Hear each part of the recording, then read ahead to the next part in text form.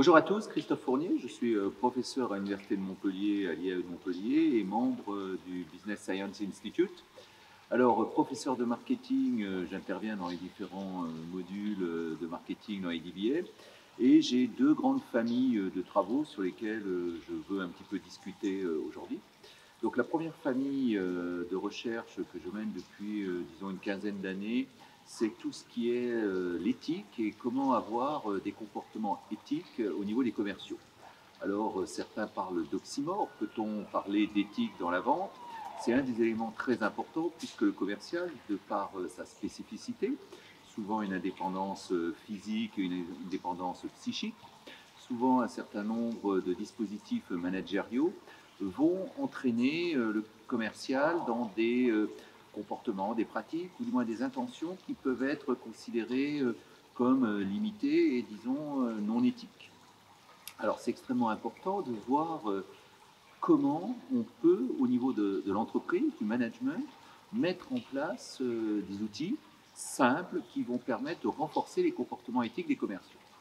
Mais juste avant de rentrer dans la spécificité de ces dispositifs managériaux, le résultat d'une des recherches, qui est peut-être le papier qui a le plus d'impact pour les entreprises, c'est nous avons démontré que plus le climat éthique était positif, favorable dans une entreprise, moins les commerciaux performants veulent quitter cette entreprise. Donc, dit autrement, plus le climat éthique est positif dans une entreprise, plus on va conserver les top performeurs dans l'entreprise. Donc, c'est un élément important quand on connaît le turnover dans la profession commerciale et donc ce que vaut, entre guillemets, un très bon commercial.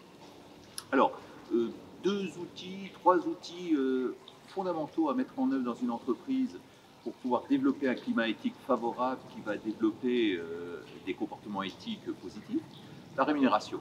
Plus le système de rémunération a une composante fixe importante, plus on va avoir des commerciaux au comportement éthique favorable. Quotas. Si on a des quotas difficiles à atteindre, les commerciaux risquent d'être enclins à s'engager dans des pratiques plus ou moins éthiques. Le rôle du manager. Si on a un manager irréprochable, ça va bien entendu fortement entraîner les commerciaux à eux-mêmes être irréprochables. Et puis le troisième élément, c'est facile à mettre en œuvre, même si ça demande du temps, c'est de développer une charte, des codes éthiques, de façon à pouvoir donner aux commerciaux comme un cadre de référence auquel ils peuvent faire appel si à un moment donné, il y a une situation qui peut les amener à être un petit peu moins éthiques.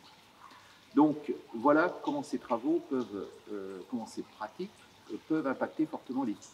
Et l'autre élément sur lequel j'ai travaillé, c'est comment développer, comment former les étudiants en vente à l'éthique avec le développement d'un certain nombre de travaux, d'exercices, de dispositifs pour sensibiliser les jeunes, notamment les étudiants en vente, à ces questions d'éthique qui peuvent être très diverses, qui peuvent avoir des dimensions extrêmement variées, et comment les inciter au cours de leur cursus de formation à s'engager dans des pratiques éthiques.